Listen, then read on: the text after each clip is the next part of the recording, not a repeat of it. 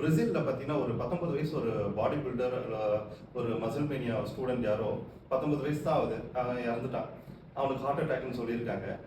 அதனால body building பண்றவங்க கண்டிப்பா ட்வைஸ் மந்த்லி ட்வைஸ் வந்து நீங்க ஒரு பாடி செக்அப் பண்ணி உங்களுடைய ஆர்டரிலாம் வந்து என்ன கண்டிஷன்ல இருக்குன்றதை நீங்க கண்டிப்பா ஒரு டெஸ்ட் எடுத்து பார்த்துருங்க. ஏன்னா பாடி பில்டிங் செய்யறவங்க ஸ்டீராய்டு எடுத்து ஆனபாலிக் ஸ்டீராய்டு எடுத்து நீங்க பண்றவங்க கண்டிப்பா அதோடைய இம்பாக்ட் என்னன்னு உங்க எல்லாருக்குமே தெரியும். போன வருஷம்லாம் எத்தனை டெத் வந்துச்சுன்னு உங்க எல்லாருக்குமே தெரியும். பாடி பில்டிங் பண்றவங்க எஸ்பெஷலி சொல்றேன். அதனால இந்த ஸ்டீராய்டு எடுத்து பாடி பில்டிங் பண்றவங்க தயவு செஞ்சு ட்வைஸ் மந்த்லி ட்வைஸ் என்ன பண்ணுங்க, ஒரு பாடி செக்அப் ஒன்று எடுத்துங்க. உங்களுடைய ஹார்ட்டோட ட்ராக், இந்த ஆர்டரியோட ட்ராக்லாம் எப்படி இருக்கு, இந்த கொரோனர் ஆர்டரி கால்சியம் ஸ்கோரிங் டெஸ்ட்லாம் இருக்கு இல்லையா, அதெல்லாம் எடுத்து செக் பண்ணி பார்த்துருங்க. நல்ல ஒரு குவாலிஃபைடான ஒரு மாஸ்டர்ஸ் கிட்ட போய் கோச் கிட்ட போயிட்டு நீங்க பாடி பில்டிங் சஜஸ்ட் கேளுங்க.